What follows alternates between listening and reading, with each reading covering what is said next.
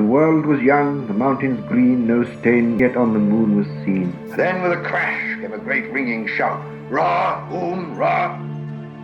3 rings for the elven kings under the sky, 7 for the dwarf lords in their halls of stone, 9 for mortal men doomed to die, 1 for the dark lord on his dark throne in the land of Mordor where the shadows lie.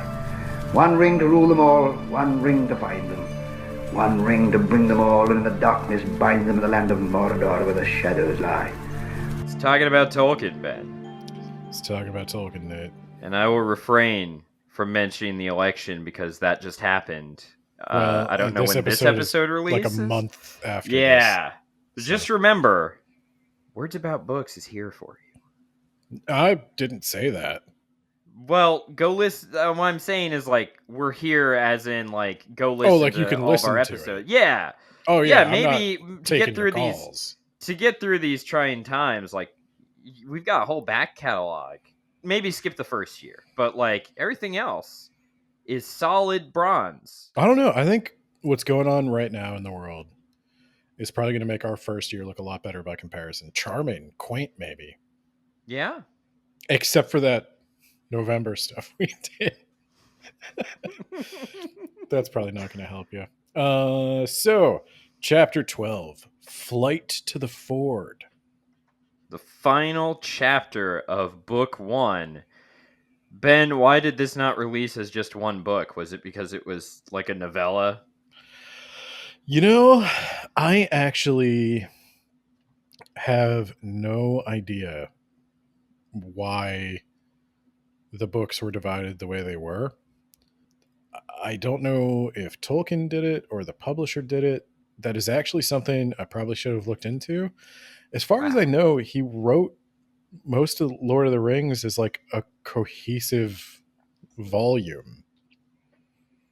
And so the it's split, one giant book. Yeah, the split into 3 books was actually like a publishing decision because they were like, this book would cost this is back then. Like I think they were like, this book would cost somebody the equivalent of like $60 today if we published the whole thing the way it is. And he was like, okay, fine, we could divide it. And he was like, well, I mean, what am I competing with? We don't have no Nintendo out yet. So $60. Every book that doesn't cost $60. Yeah, that's a good point. And Checkers, Mancala, Ball in a Cup. There you go. No, I think the names of the books, I'd have to look it up.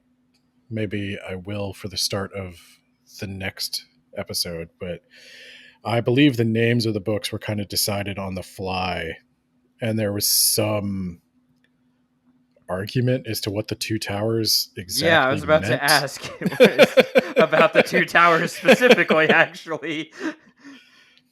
I always interpreted it as Isengard and Barad-dûr. Oh, wow. Okay. I thought Minas Tirith and Minas Morgul, but... That's also... There's a lot of towers to choose from.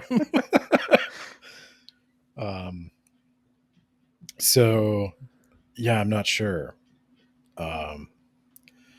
But just the way the 2 towers is set between, like, fighting...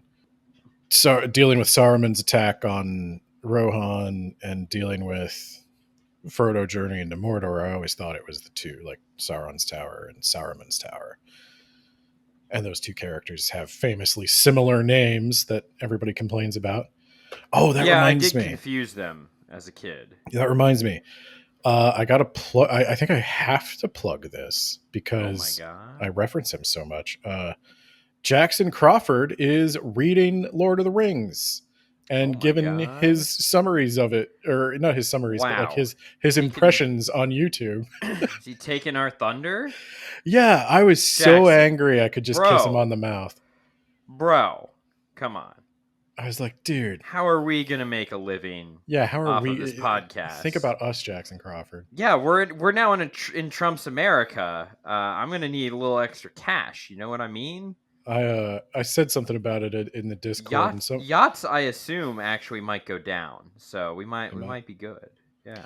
Yeah, I said something on the Discord, and I said I've never been so angry and so happy that Jackson Crawford's talking about Lord of the Rings, and they were like, "Are you angry because a real Norse specialist is talking about it?" And I narrowed my eyes and was like, "You know damn well that's why I'm angry. I can't just read his stuff and pretend like I know things now." But yeah, if you're interested, if you're especially interested, I would say in any of the linguistic inspirations, he does a really good job of catching everything Tolkien's Oh, so referencing. he does the boring stuff, and we're like the cool kids, and he's like We the do the sexy educational stuff. Yeah, guy. we do the sexy stuff. Yeah, You that's know, right. I will tell you, Jackson Crawford did not care for the Tom Bombadil portions. Oh my god! Yeah. Wow. What kind of heartless fiend is this Jackson I guess Crawford? he hates joy. He Wow. might hate joy. I mean, he's kind of low energy. He did go to Wyoming to be away from people. Yeah. A sentiment that, like, you know, I get it. I see you and I get it. Do you want to be a blue dot in a red waist? I mean, what Kinda am I already right are, now? yeah. Yeah. Okay. So, Yeah.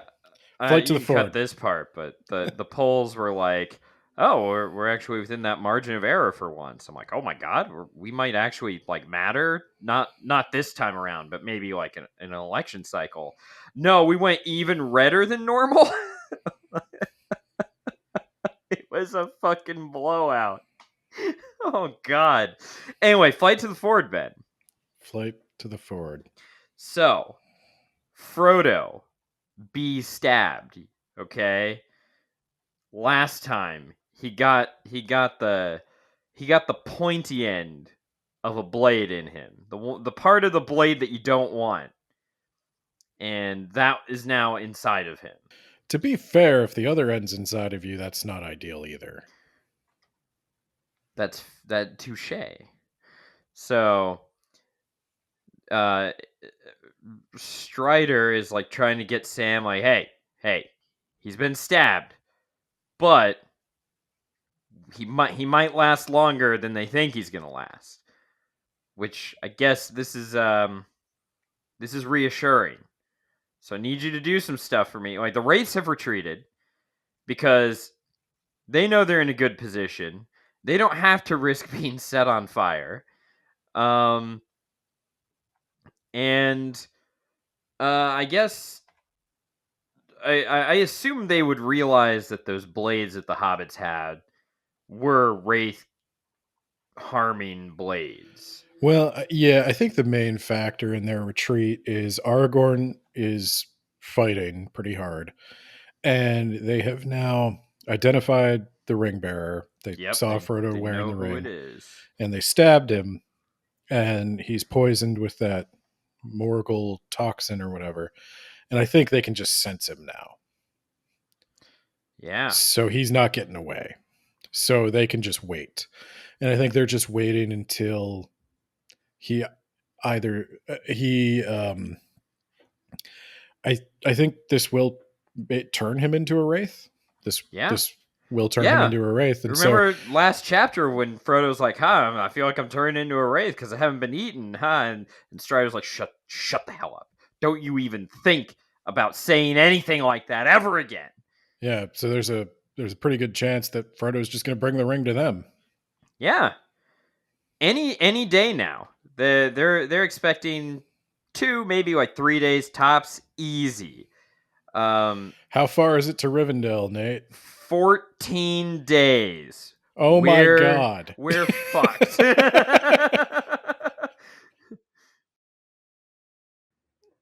This plays out a lot different than the movie, by the way. Yeah, no. One character has been replaced by another character in the movie. Well, it's not just that, but in the movie, I believe Aragorn drives them off. Well, Aragorn, fire. There's a lot of that, but like in the movie, the timing of Frodo's like poisoning is a little different. We have to hurry this up. Yeah. We can't show you 10 days of him just looking ill, okay? Chop, chop. Yeah, because that's what happens in the book. Frodo, a much tougher character in the book, tanks the poison for 10 days. His arm doesn't work so good. But other than that, he's able to sit in the saddle. He's struggling to walk, so they have to like get him up on the horse. But, he's still talking, telling stories. Like, my vision goes in and out sometimes, but mostly only during the bright noon sun. But at night, I see like better than ever. What a weird surprise. Yeah, this is crazy. Now, Strider gets him Athelas? Is that King's foil, or is that a different thing? That's the King's foil. Okay, so they get him that to kind of help ease his wound. And Frodo realizes that he did maybe a little whoopsie by putting that ring on. That was not his desire to put it on to vanish, but that was the ring's desire to be found. Oops. So they start marching, Ben, and weirdly enough, they don't see or hear the enemy outside of that very first day that they leave Weathertop. No, and Aragorn suspects they're probably just going to wait to ambush them at the only bridge across this river. Yeah, there's one bridge across this river. They have to return to the road to go across that bridge. But he scouts the river. He finds a barrel. Burl? Queen Beryl was too strong for them. Luna, our scouts are doomed. A gem. Not a barrel, as it sounded like I was trying to say, but like a gem. Left there as a sign that he can cross the river in peace. But there is going to be a second river where they will likely be ambushed for sure. Yep. So they mentioned this. They're in a dark land. There are evil towers from an old kingdom to the north, which I assume these are the ones that Bilbo described in his adventure through this place. Yeah, because they're kind of on Bilbo's route now. Yeah, as we'll find out just a few bullet points down from here. So yeah, they're riding along, and the Witch King, meanwhile, he's just waiting, right? He's looking at his watch every few hours. 10 days later, he's like just waiting, like any minute now. His new servant is going to come with his ring. He's sitting there like, I put enough poison in that hobbit to take down an elephant. The only way that this guy is still up and walking is if he somehow just smokes an illicit substance all day, every day for 60 years and has built up an incredible tolerance. Can you imagine if that was the description? It's the pipe weed that saved him. Frodo cannot be sedated. It's actually a serious problem. So, yeah, finally the Witch King is like, God damn it. It's been he's not showing up, is he? Worst employee ever. I am going to have to send him to HR, which is also Sauron. And he's going to get so flogged for this one. Apparently, they also mentioned Troll Country to the north. Mm-hmm. And I just wrote down, like, that's weird that... I mean, like, I assume it's not a country as in, like, they got government. It's just, like, there are a lot of trolls up there. Yeah, it's like bear country. Why didn't the elves take care of that? What have you guys been doing?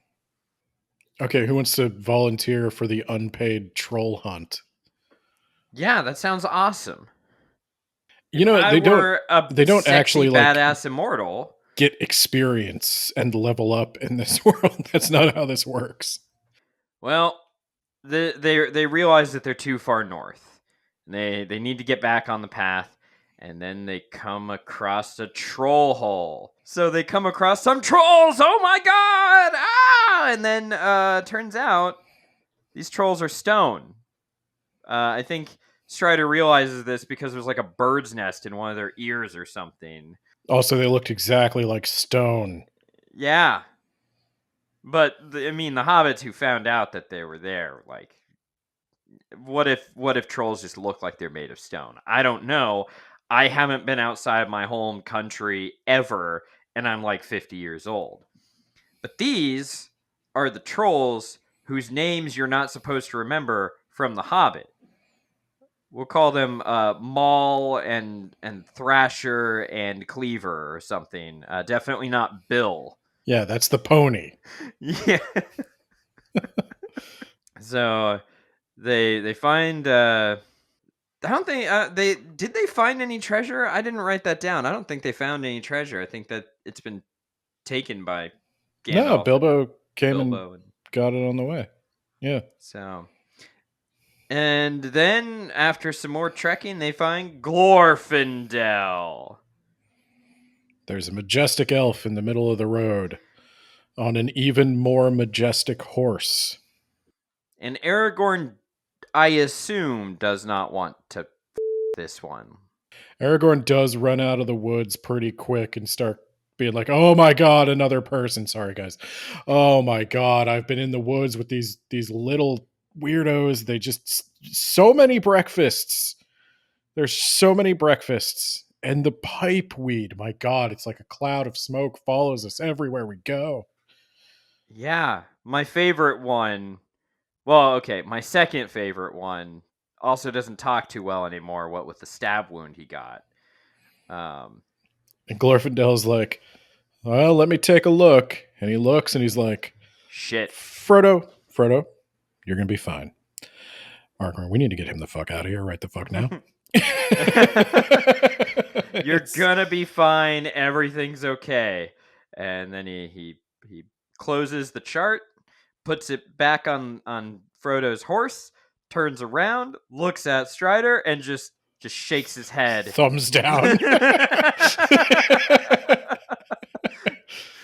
So Glorfindel's like, all right, pretty sure that we're screwed, right? There's 4 riders in front of us, almost assuredly, and there are 5 coming up from behind us. So we're about to be sandwiched between all 9 of these assholes. And you, let's face it, you went 5 on 5, didn't work out so well. So we're not in good shape. But my horse is the fastest goddamn horse on the planet. All right? And that's Shadowfax. My horse is the fastest goddamn horse on the planet except for one.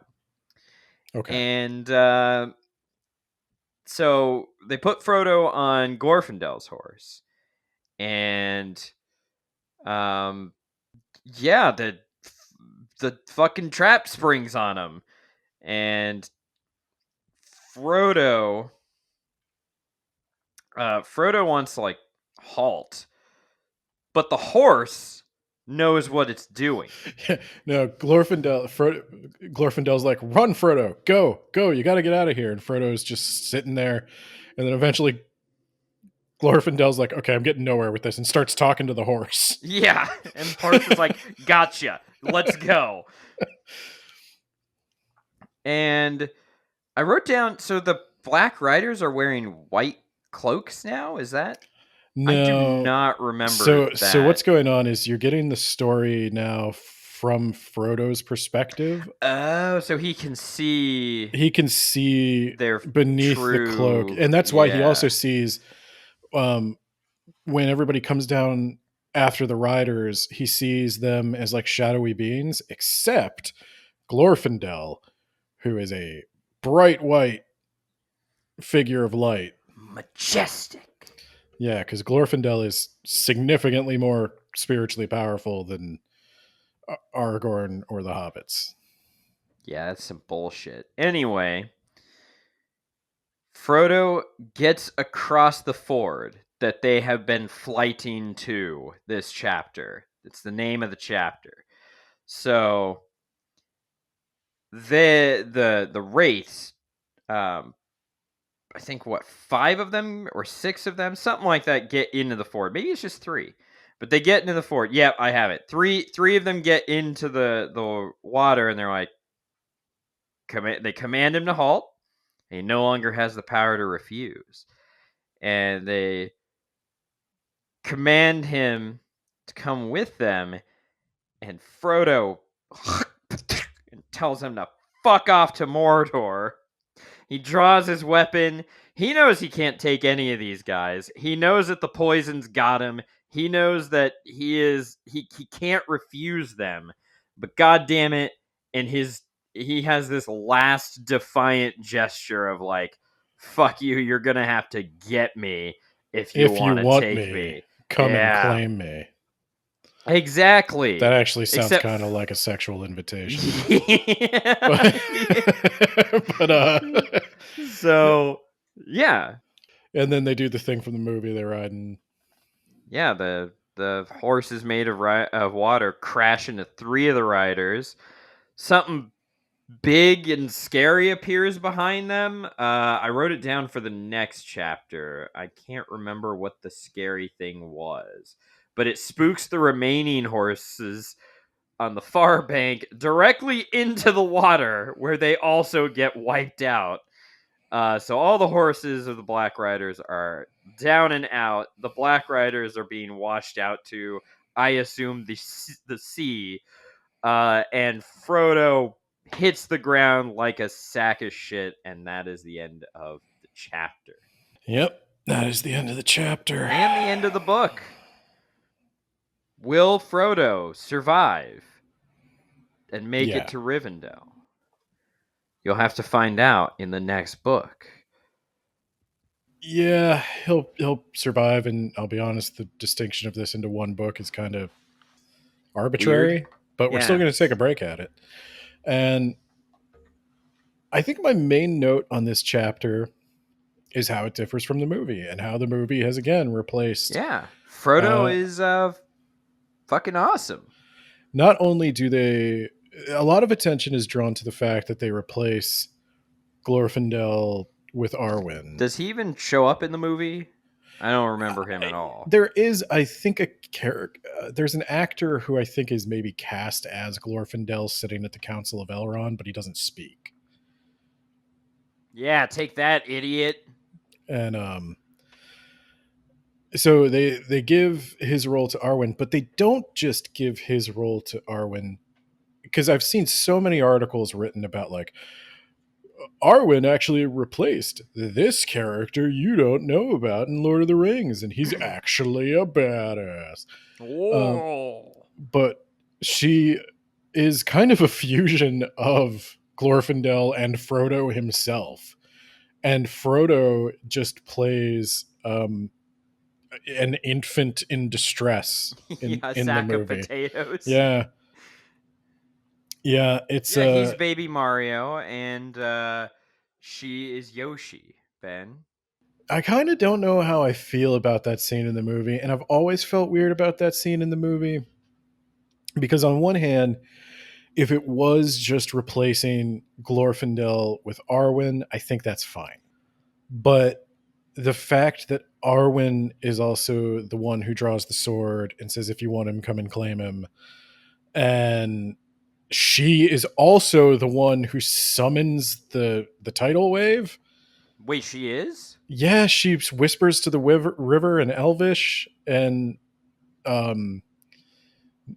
don't remember what she's saying, and I'm not going to try to say it, but she says it. They put an echo effect on her voice. She repeats the phrase a couple of times, and then the waters rise, and there's a wave of horses.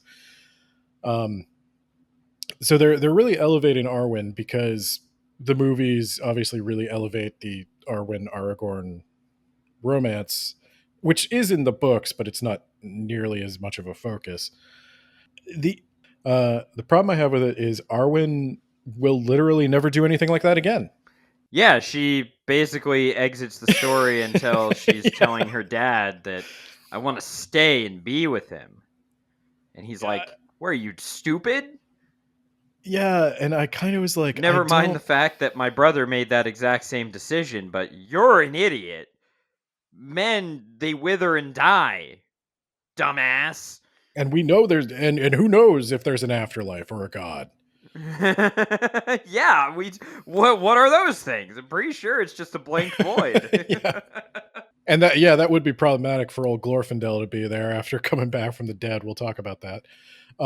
So Yeah, wait, hold on. Wait a minute. I think maybe I just absorbed what you said. What?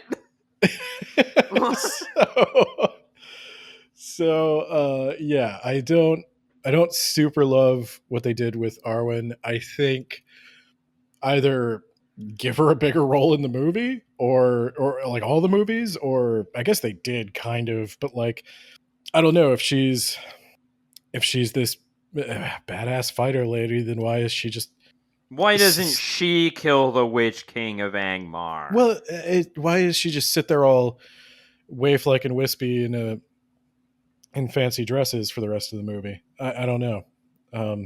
But it's a minor gripe. I don't hate Arwen in the movies, but I do feel like we definitely, once again, we're shooting Frodo's character to elevate another character, which is what they do all the time in the movies. It's just like, well, Frodo can just take another one for the team to make Arwen look cool.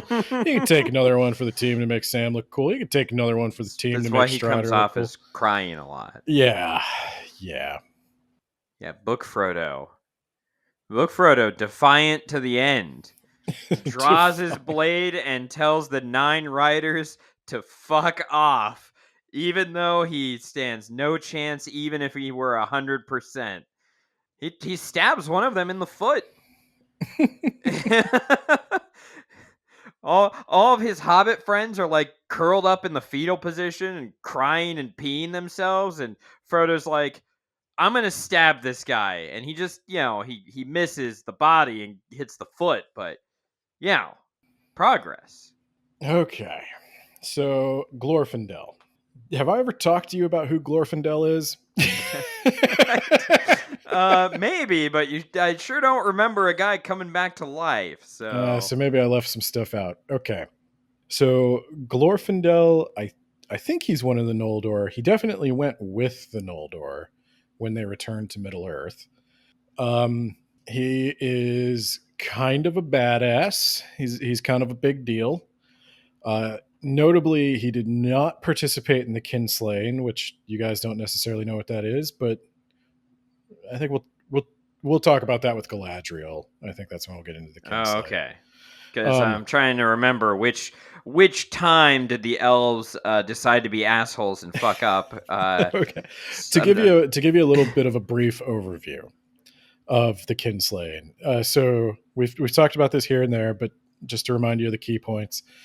There were the Silmarils. Morgoth stole them, and then the Noldor decide they're going back to Middle Earth to try to get their ship back. And the Noldor are Eldar. Yes, they are Eldar. They are a specific.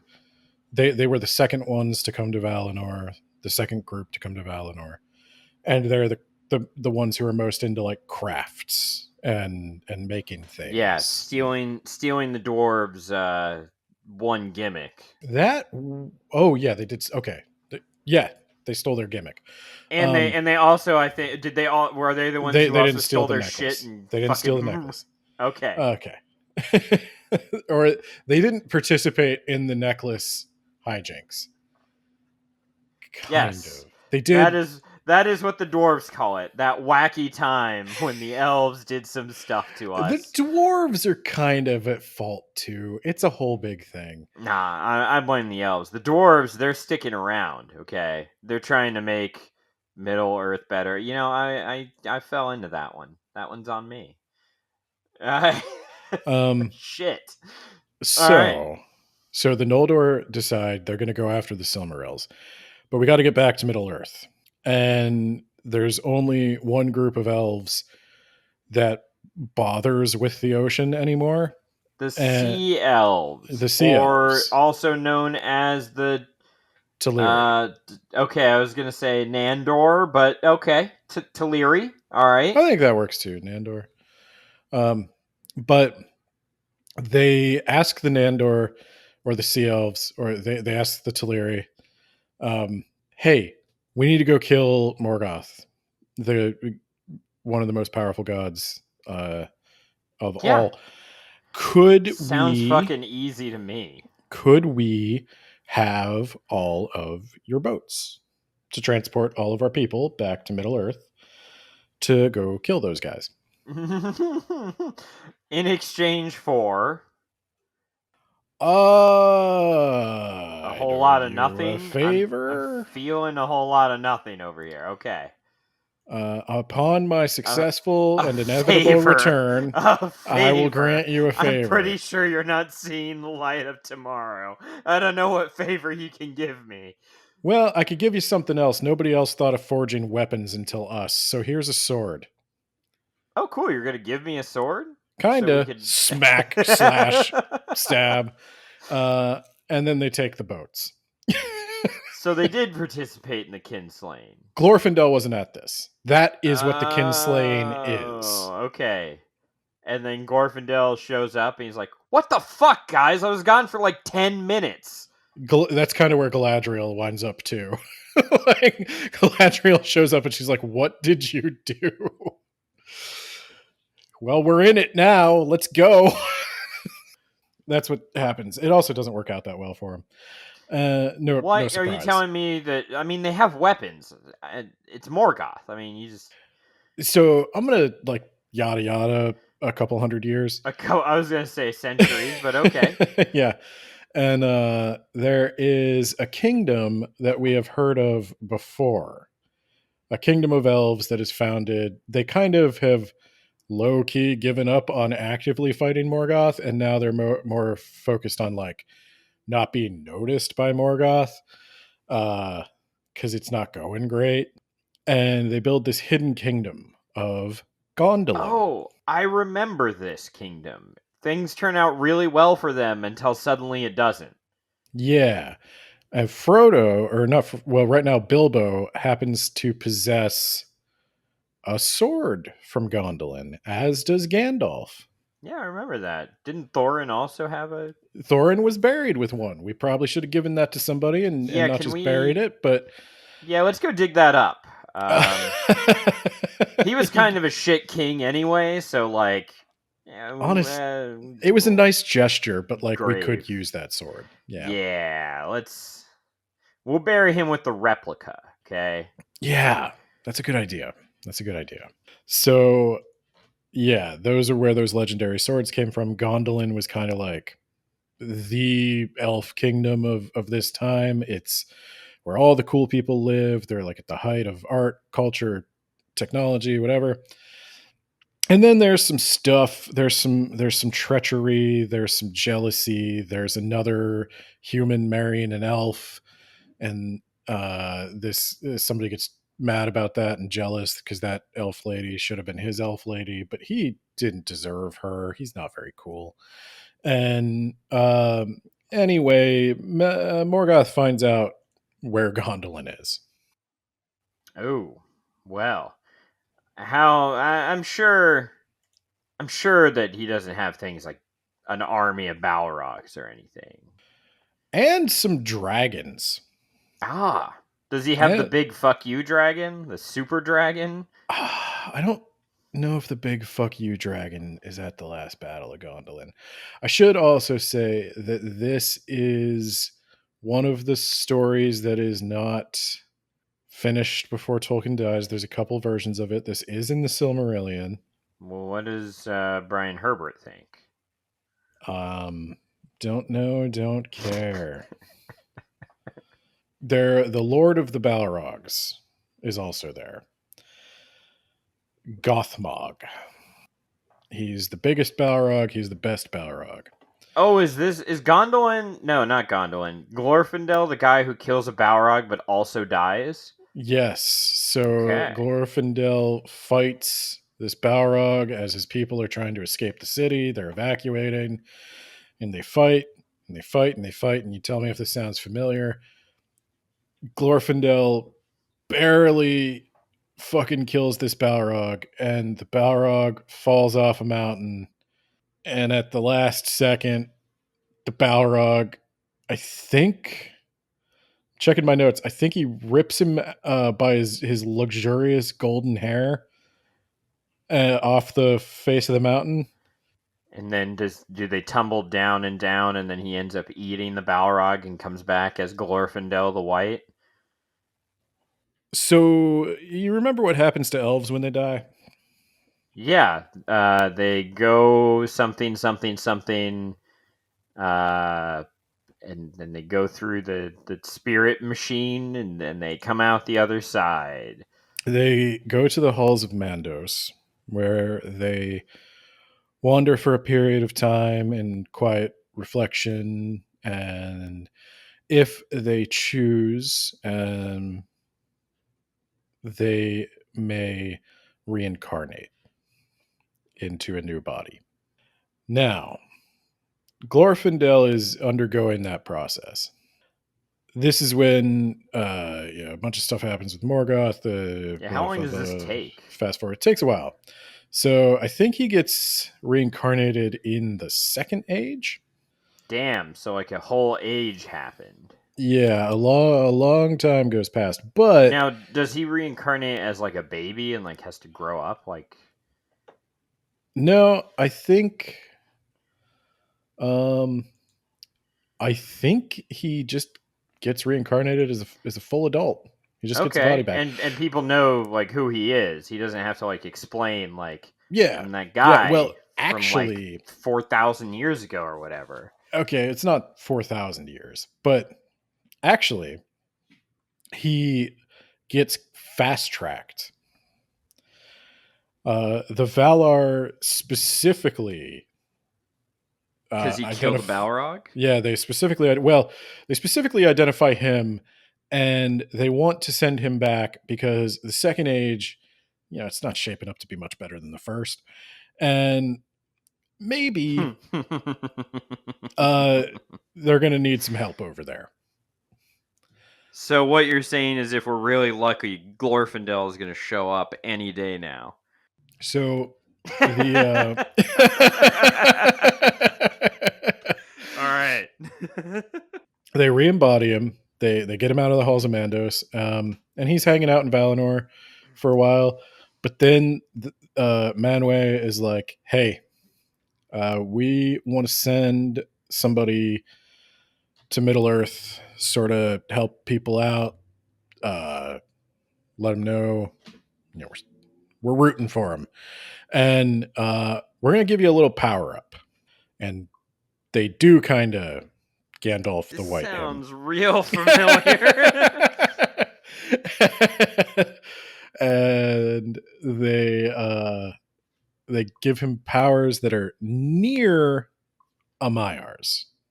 So almost angelic. This guy is one of the most Well, powerful elves. I mean, he was already strong enough to kill one of them. I kind of think he was already there, right? Well, he gets even more power. And But still not enough to be where they think he is. He gets more power, but less than a Maiar. But he was already powerful enough to kill a Maiar. Well, but it wasn't like easy, Okay, so this will make it easier to kill more Maiar in the future. Yeah, I suppose that would be a consequence of that. Well, shit, let's strap him up and have him ride towards Isengard. There is a reason he doesn't go with the Fellowship, and it's the same reason Frodo sees him as this giant blinding white light. The reason he doesn't go with the Fellowship is because he'd make it too easy. Same reason why Gandalf didn't go with the dwarves. No, he doesn't go with the journey. Fellowship because they're on a stealth mission, and to every spiritual being in Middle Earth, he is a giant blinding white light. Well, yeah, you just have him be your advanced scout then. He goes into Moria, and he just starts wrecking dudes. He finds that Balrog, he just kicks his ass. I do think Sauron could take him. And it's questionable. I think it's even ring. Mm-hmm. Yeah, I do think Sauron could take him. This is where we kind of get into those like power level discussions that Tolkien isn't really equipped for. Yeah, what if he he fully uncloaks himself, just really cuts loose. He So takes off his training armor. this is what I don't. We've believe it or not, But can Saruman take him? the Words About Books Discord has had the who could Glorfindel beat up conversation. Epic rap battles of more history. than once. Glorfindel versus Saruman. Yeah, we've had this conversation more than once. I think Gandalf and Saruman probably have more raw spiritual power than Glorfindel. Now, I do kind of wonder if it comes to a fight, because we don't really know what that means. Like, we don't really know what Gandalf can do. So, if Gandalf can pull some like crazy magic, like hacks out of his toolkit, then yeah, maybe Glorfindel's screwed. But if it's a sword fight, Glorfindel's winning. Now Gandalf So the could White's maybe Glorfindel not. take on all 9 members of the... I don't know. He seems nervous about it. He doesn't seem confident that he could. That's just him being humble, He's certainly going to try. But I do think Tolkien maybe didn't have power scaling in mind. I think... It's over 9,000! You remember when that was funny? Yeah. I feel fucking old when I say that, because I remember that meme from, like, 2008. The last time there was an election I even remotely liked. Because I thought both candidates were solid picks. This is gonna be with us for a while, isn't it? It is gonna be with us forever, Ben. Okay. I have one more detail about Glorfindel. Okay. And I know I have mentioned this on the podcast before, but you know that prophecy?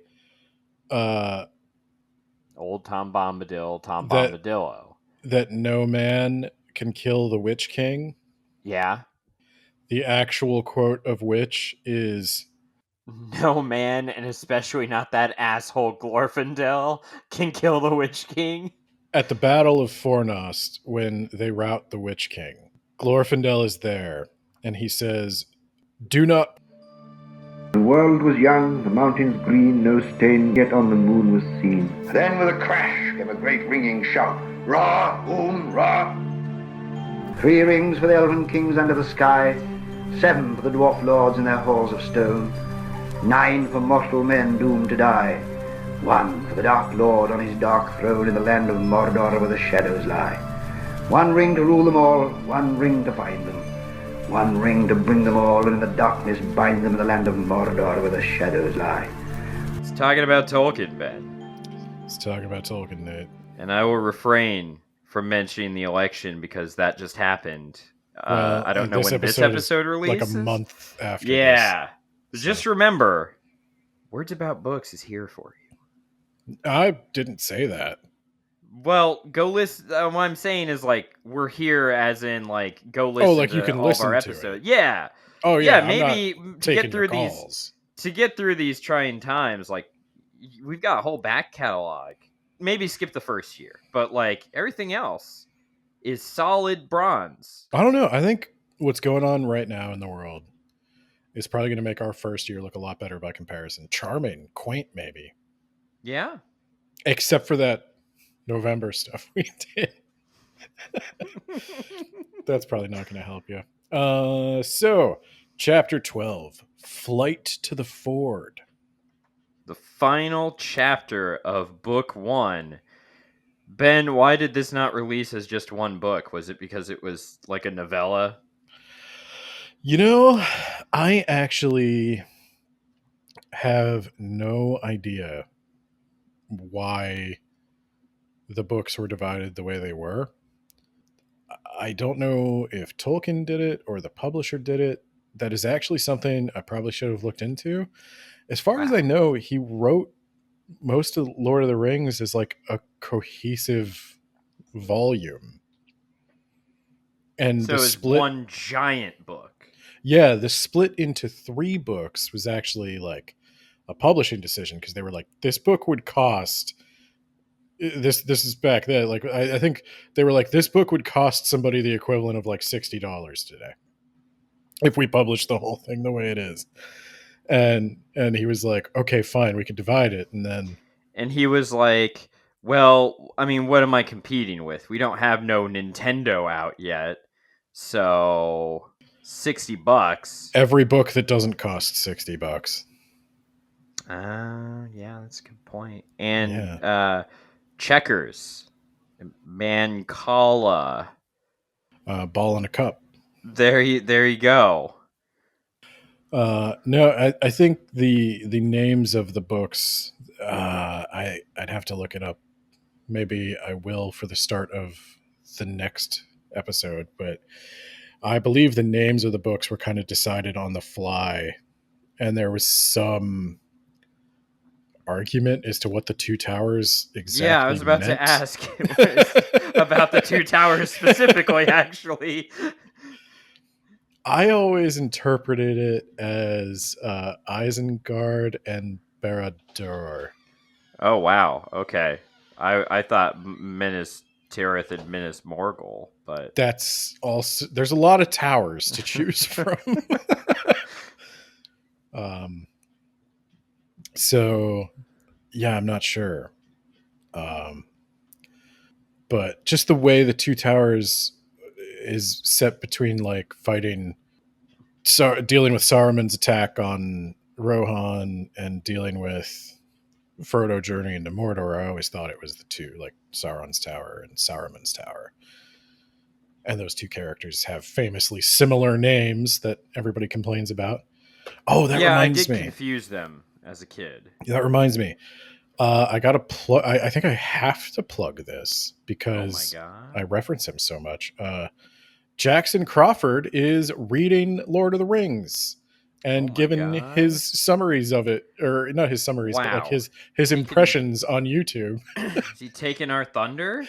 Yeah, I was so angry I could just kiss him on the mouth. Bro, come on.